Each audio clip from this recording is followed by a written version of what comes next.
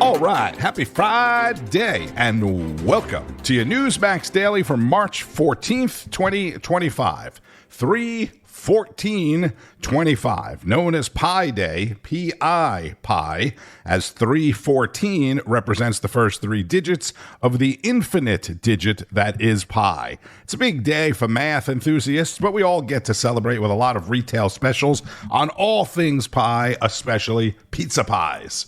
I actually give up or sacrifice pizza every year for Lent because it's one of my favorite things. So I will not get to partake in that, but perhaps a heavily discounted apple pie or something like that. Today is also Albert Einstein's birthday, born in Germany on this day in 1879. And if today is your birthday, happy birthday to you as well. Perhaps you can celebrate with a $3.14 pizza or some other kind of pie. The very first Pi Day was established and celebrated at the San Francisco Exploratorium in 1988. Ah, what a year, 1988. In 2009, it was officially recognized by the U.S. House of Representatives. This Pi Day is all about the U.S. Senate and funding the government. Let's start with the Chris Salcedo Show. As the wise and genial senator from Louisiana, John Kennedy, says, the Democrats are about as popular as a skunk at a Sunday picnic. But as President Trump sides with an overwhelming majority of Americans on the big issues of our day, the Democrats choose their hatred of the president over common sense and their own electoral futures. Democrats back the Schumer shutdown. That's my focus in today's preamble. After the House GOP voted to continue funding all of the Democrats and Joe Biden's overspending priorities, including all the waste, fraud, and abuse Elon Musk has uncovered, the fake budget known as a continuing resolution went over to the Senate. Now, in the Senate, 60 votes are needed for this kind of bill to get past a filibuster. In the past, when the GOP was in the minority and Democrats offered massive inflation-causing and dangerous overspending, there were always enough fake Republicans to cross the aisle and help the Democrats overspend us into oblivion. But now that the leftists are in the minority, none of them want to cross over to help Republicans. Funding the government should be a bipartisan effort, but Republicans chose a partisan path, drafting their continuing resolution without any input from congressional Democrats.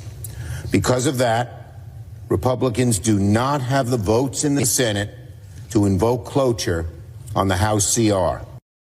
That right there is a whopper, folks, a red herring. The Democrats never consult Republicans on their massive overspending bills or anything for that matter, unless they consult, with fake Republicans like Liz Cheney, Liz Murkowski, or Lisa Murkowski, or John Cornyn. But suffice it to say, whenever Dems run the show, the GOP has no say. So his claim that spending must come from the uniparty doesn't reflect reality, folks. So what's Schumer really after? Our caucus is unified on a clean April 11th CR that will keep the government open and give Congress time to negotiate bipartisan legislation that can pass. He wants a shorter fake budget, only 30 days. That way, he and the Democrats can slow President Trump and the House GOP down. He wants to stop Trump from getting to his big, beautiful bill, which allegedly will start to erode the Democrats' access to your money by putting government on a bit of a diet and stopping all the dangerous and massive overspending, we're told. As you know, without other people's money, these socialists, they're nothing. That's why the Democrats are ready to shut down the government to preserve their ability to take your hard-earned money.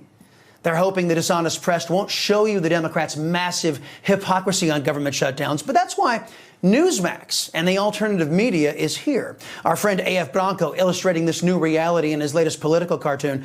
The alternative media is out shouting the biased left-wing and never-Trump press. Newsmax, the Chris Salcedo Show, Elon Musk, and X, Truth Social.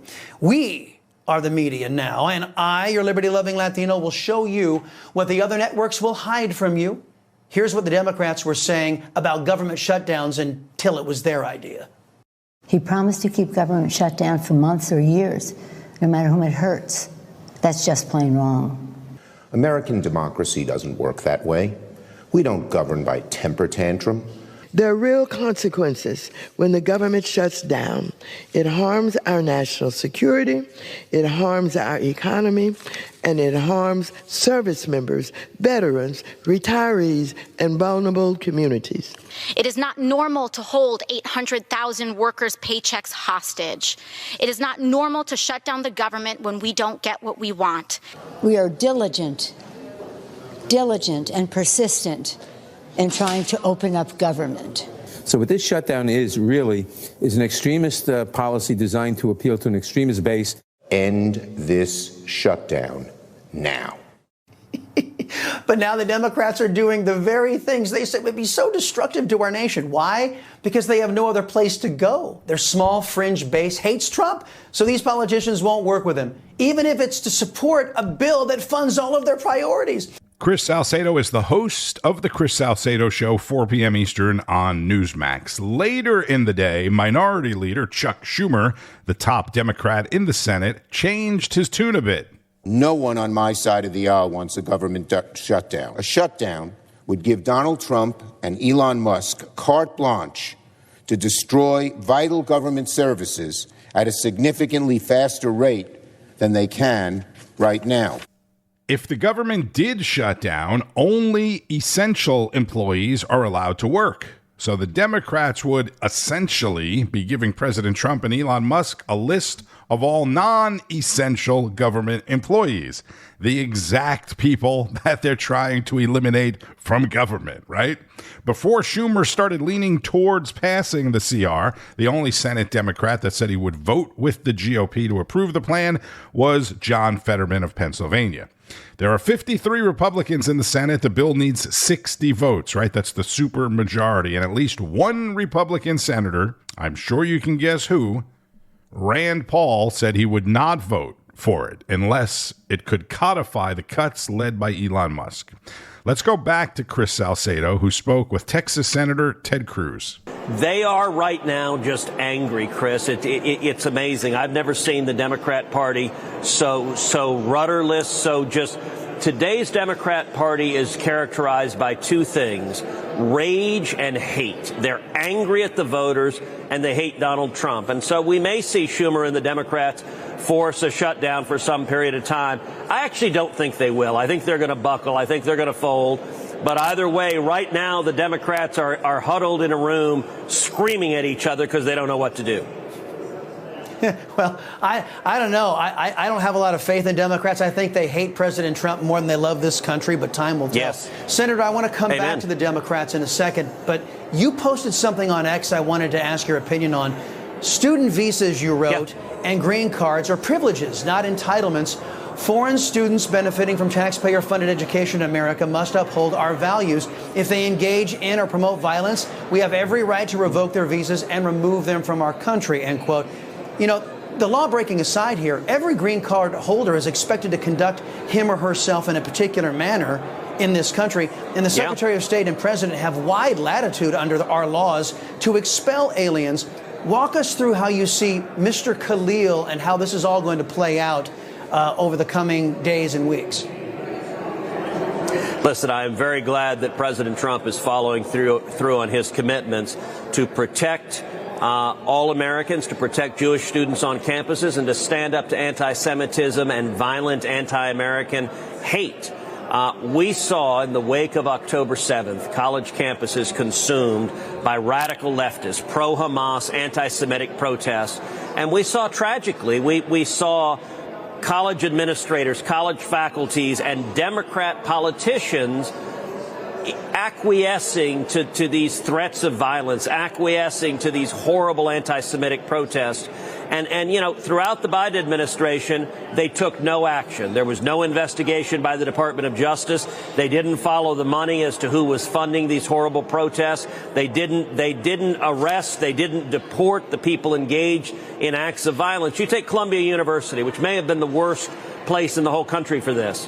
Columbia University, the Orthodox rabbi on campus, sent an email to all the Jewish students on campus saying, stay home, do not come to class because the university cannot and will not protect your safety.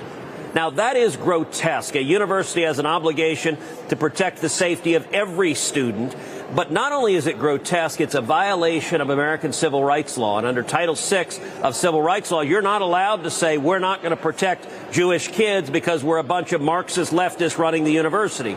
Well, what Donald Trump has done, number one, is canceled $400 million of grants to Columbia. I think that is excellent. And number two, he started with this one radical who helped organize these protests. You're going to see more who are foreign students, and I think they should be arrested and they should be deported. If you're a foreign student, if you're engaged in acts of violence, if you're threatening violence against other students, you should be sent back to the country you're coming from. Texas Senator Ted Cruz on the Chris Salcedo Show. And that interview takes us right into the big news today that DHS agents conducted searches in a pair of students' rooms at Columbia University last night. This morning, the interim president, Katrina Armstrong, said she was heartbroken by the police searches, but said the university has expelled or suspended some students who took over Hamilton Hall during the pro-Palestinian protests last year, and some recent graduates also had their diplomas temporarily revoked. This all, of course, coming after the federal government sent that letter to the school demanding it make changes before they would be considered to receive that $400 million in funding that was revoked by President Trump.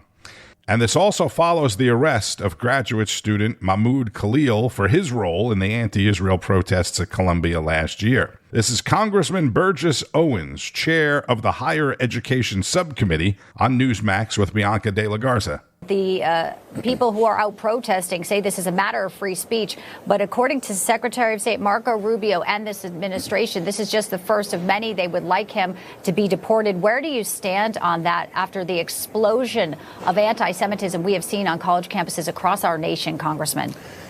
This is a very easy one for any of us who love our nation. Number one, people like that come to our country as a guest. We're a free country of freedom. We're a country that gives opportunity. He came here supposedly to get an education, but all of a sudden he spent all his energy in divisiveness and attacking Americans, dividing Americans. We don't need that here. If he wants to do that, then go back home. Do that from a different place, but not in America. And we've seen this way too long. After October 7th, we expected a lot more from these colleges. But what it comes down to is this. Sometimes it takes a defunding of institutions to find courage. We need to find courage, principle, and put America first. So I'm thankful that we now have a president who understands that education is really our future. If we can't get this right, then we're going to lose our culture in the coming years, and that's not going to happen on President Trump's watch and with the Republican Party in control right now. Utah Congressman Burgess Owens on Newsmax. Some of the people that had been protesting at Columbia University and outside of the New York courthouse the other day moved their protest to Trump Tower yesterday. Inside Trump Tower, where the lobby, the plaza, is open to the public. This is NYPD Chief John Chell on Newsmax's American Agenda. NYPD Chief of Department John Chell has been on the front lines of the protests that took over Trump Tower here in New York City earlier this afternoon. Officers stepping in, arresting and removing groups of protesters who are demanding Mahmoud Khalil's release. The NYPD revealing 98 people were arrested in the course of 2 hours. NYPD Chief of Department John Chell joins us live now with where things stand. He's outside Trump Tower right now. Chief, good to see you. Thanks for coming on. Take us through what's happening right now. What does it look like in there? So I'll timeline this like you just said. We ultimately made 98 arrests out of Trump Plaza. Just a timeline of about 11:30. We had splintered groups of protesters in civilian clothes enter Trump Plaza on multiple entrances. Like I said, civilian clothes. Once they're inside, they took their tops off. They had universal red shirts for Palestine. Upon arrival, the first mission was to secure the street and the perimeter. Secret Service was contacted by me, make sure the inside was clear. And from that point on, we gave warnings. There's about 150 inside, about 98 stayed in the cafeteria, and once they didn't heed our warnings, we quickly made arrests. I'm happy to report there was no damage to any property, nobody got hurt, and our cops with our Secret Service did a tremendous job in Trump security of getting these people out, and the whole incident took 2 hours. So I'm very proud of what we did. We cleared it up quickly, no incidents, and it really speaks to our training and our expertise, because like Bob, we spoke about before, we've handled about over 5,000 protests since October 7th to 24th. Wow, Chief, we spoke to you frequently about a year ago when the campus protests were in full swing in New York City. You and the team were instrumental in managing all of those here in the city. Are you anticipating that to ramp up again? We know we've heard a lot of students saying they're planning walkouts and other things. We had correspondents up at Columbia the other day. Is this just the beginning of another season of protest? Well, Katrina, we went through a quiet period, but yes, as you can see, we're starting to perk up a little bit. But again, the NYPD takes the same posture, right? We'll protect protesters exercising their First Amendment right, but in no circumstances are we going to allow criminal behavior. So we gotta parse that difference. But like I said, we've been doing this for the last 2 years, and we do it well. And even in Columbia, last couple of nights, again, we take the same posture. We keep it professional, and we get the job done. All right. Chief John Chell, always great talking to you. Thank you so much for talking to us and for all the work you and your team do. That's Katrina Tisch and Bob Brooks with the New York Police Chief on American Agenda. This morning, Wake Up America spoke about it with former NYPD Commissioner Bernie Kerik. Former New York City Police Commissioner Bernie Kerik, great to have you on this morning. 98 people, that's a lot of arrests. What do you make of this protest and the NYPD's swift response to handling this? Well, I'm glad the Chief Chell was there, got there quickly. The arrest began happening, but I have to tell you, the organization of these groups is concerning. Number one. Number two, I've heard last night I went to a memorial for a cop that was killed in the line of duty back on September 11, 2001, and I've heard numerous cops telling me that the upper echelon of the NYPD, primarily the police commissioner, is not helping and not supporting ICE and the members of the federal agencies in getting the names of the people that got into this building. Keep in mind, this is the residence of the President of the United States. This is his private residence. His wife, the First Lady, her son lives there, goes there. Every person that was arrested in that forum should be identified. Their names should be turned over to the Secret Service. They should have never been in a position like this. I think it's outrageous. If the NYPD is not cooperating, I think Secret Service has to subpoena those names, get them, and make sure they're identified and investigated for being in that building. Yeah, Commissioner, to that point, that's one of the things that really struck me is that had this not been Trump Tower, if this had been the lobby of any Manhattan skyscraper not named Trump, do you think the NYPD would have brought this to a conclusion as quickly? Or do you think because it's Trump, he's in the Secret Service protective custody, that helped deal with it to a certain extent? Well, keep in mind that the Secret Service has a detail there already, a small detail, but they have a detail there. There are NYPD officers there, members of the emergency service and counterterrorism units are there. But, these people moved quickly. They went into the building in groups. By the time the PD figured out that they were all organized and they were in all a part of one group, they took off their shirts, they put on these red shirts and started chanting and yelling. But for them to get in that building, do what they did, every one of them should be identified, they should be locked up, and the Secret Service should know who they are. The NYPD has got to cooperate. And I don't think this is the mayor. I think this is the police commission. She's done this before. She stopped raids that ICE was going to be involved in. This stuff between her and the governor of New York, they're jeopardizing their own members of the department. They're jeopardizing their own. You got to get rid of these people. These people and the migrants, the illegals, got to get them off the streets. And if you don't do that, you're jeopardizing the city, the communities, and the cops that have to go out there and work and do the job they're doing. How concerning is this behavior that you're talking about, the NYPD, stopping ICE raids? And again, this happened at Trump Tower. 100 people allowed to go in there. Their faces are covered with masks. They know what they're doing is wrong. The masks are not because of COVID. This is 2025. They're covering their identity on purpose. How concerning is this that this was allowed to happen and get this far? Listen, it is extremely concerning. It's extremely concerning. But I want to make this clear. If it was up to the members of the department, if it was up to the cops, the everyday cops, right, they'd be locking them up. They'd be engaging with ICE. They'd be doing the jobs they have to do to clear the streets because they know it creates a safer and more secure environment for them and for the community. Absolutely. This is the upper echelon. This is the governor of the state of New York. They're doing everything in their power not to assist ICE, and it's got to stop. Former NYPD Commissioner Bernie Kerik on Wake Up America with Charlotte McBride and Mark Lotter. Bernie Kerik became the commissioner after Ray Kelly, who is the father of our Greg Kelly.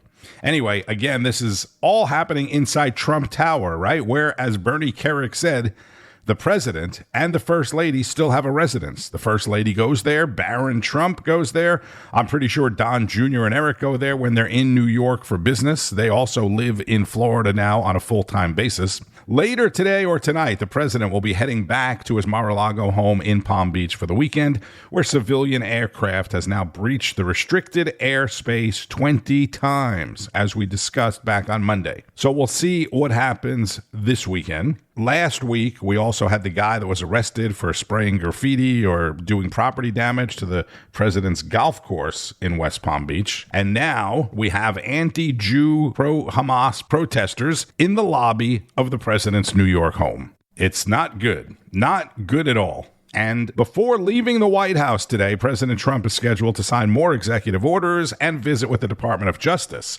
where he will also be making some remarks, which means he'll also be answering questions, which means we'll be covering it on Newsmax. Meanwhile, a federal judge in Maryland has ordered the Trump administration to temporarily reinstate thousands of federal employees that were terminated in recent weeks by DOJ, saying that the federal agencies acted unlawfully in carrying out those firings. And again, he's asking that they be temporarily reinstated. The U.S. District Judge James Bridar is an Obama appointee. He issued a 14-day stay in a case that was brought on by 20 Democratic attorney generals that represent D.C., Maryland, and a handful of other states as well. All right, let's go back to Wake Up America, which also had breaking news this morning from the Middle East. Yeah, Special Envoy to the Middle East, Steve Witkoff, is said to have presented a new framework for a ceasefire deal offering several weeks extension in exchange for Hamas releasing 5 living hostages and 10 dead hostages. Now, Israel believes there are 59 hostages in total that are still being held in Gaza, but only 24 of those are thought to still be alive. Yeah, for all the latest in the Middle East, including the future of Gaza, the latest on Iran's nuclear program, we go now to Newsmax Middle East correspondent Zach Anders, who's been following all of it for us this morning. Good morning. Good morning to you. We have breaking news. Within the last 30 minutes, Hamas has stated on their official channels that they're willing to release American-Israeli hostage Edan Alexander. He's believed to be the last living American national that's being held hostage. And we are hearing from Hamas that they have responded positively to the outline and the framework presented by Steve Witkoff on Thursday. So it appears there may have been some breakthrough. We don't have any timeline for when that next hostage release could take shape. Now, as well as Edan Alexander being released, again, this is just what Hamas is saying they're willing to do. They also say they're willing to release the bodies of 4 dead hostages, also the American-Israeli nationals. Now, there was quite a bit of pressure from the Trump administration earlier in the week to Hamas issuing those ultimatums to release the Americans. A lot of pressure there. It seems that maybe we have a breakthrough. We'll watch through the weekend. Potentially, we could see hostage releases take shape as soon as this weekend, although we're still waiting from the Israeli side here on our sources to tell us what the direction and guidance is, whether or not they think they'll be receiving those hostages within the coming days, potentially even within the coming hours. These things do happen to move fast, but based on what I'm hearing, it seems like perhaps this weekend we could see some major movement here. We also following major developments in Beijing today as Russia and China sat down with Iran for nuclear program talks, with Tehran continuing to insist their nuclear development is for peaceful purposes and not to build the bomb. Now, these talks come in the same week as the International Atomic Energy Agency claiming that Iran has dramatically increased their enrichment capacity for weapons-grade uranium. China opened the talks by stating, quote, the situation has reached a critical juncture again. Then Iran's Deputy Foreign Minister Kazem Garibabadi stating, quote, we had a very constructive and positive meeting today. He then accused some countries of creating a, quote, unnecessary crisis. The meeting concluded with all parties calling for sanctions to be lifted on Iran, with China's foreign minister calling the previous sanctions enacted primarily by the United States as, quote, unlawful, unilateral sanctions.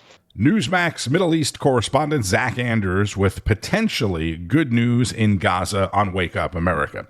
As Zach said, we'll be watching throughout the weekend for any positive developments. And we could certainly use positive developments on Wall Street. Stocks did open in the green this morning after another big sell-off yesterday, so that is positive. Big sell-off yesterday after the president said he would not back down on those big tariffs to France. Shares of discount stores Dollar General and Dollar Tree are trading higher today after Dollar General reported better than expected earnings. According to Yahoo Finance, investors are expecting discount retailers like those 2 stores and others to keep benefiting from penny-pinching consumers. Bitcoin and other cryptocurrencies are also sharply higher this morning. Bitcoin up more than $2,000, back over $82,000. In fact, at the time of this recording, pushing $83,000. And gold at a new all-time high of $3,005 an ounce. Be sure to keep up with all of the news and breaking developments today and throughout the weekend on Newsmax, Newsmax 2, that's N2, and at Newsmax.com. Don't forget about Wake Up America Weekend Edition, Saturday and Sunday report, America Right Now with Tom Basili, Rita Cosby, Lydia Serrani, Michael Savage, The Savage Nation on Sunday, Nancy Brinker, and much, much more. I'm Tony Marino. Enjoy the rest of your day and your weekend. Hopefully, you'll get to do some of what you love to do on the weekends, and keep on fighting the good fight. News breaks every minute, every day. You need the app, the Newsmax app. Find it free on your smartphone store. Then watch us anytime, anywhere. Information. Truth is freedom. Is Newsmax. It's real news for real people.